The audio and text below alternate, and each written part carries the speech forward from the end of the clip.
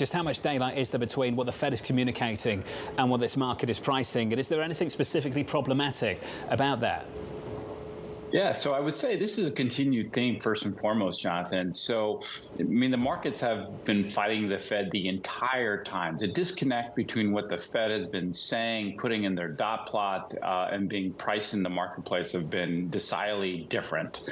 So this is not new. It's just now an extremist. So if you look at what's being priced in the market, it just is curious to me because to have so much in the way of rate cuts at this point, with a soft landing, it is really quite curious to me. So I think the markets have really pushed the envelope here to such an extreme that it's making it really difficult to be successful from an investing standpoint. So I think directionally is okay, but just the move has been so powerful, so much that you're really pushing it to such an extreme level in my mind. Greg, take the move of last week, more than 40 basis points lower on a two-year yield. That's a monster move, encouraged maybe by the words of Governor Waller, but as we've indicated, ignoring everybody else, including some important words from Chairman Powell.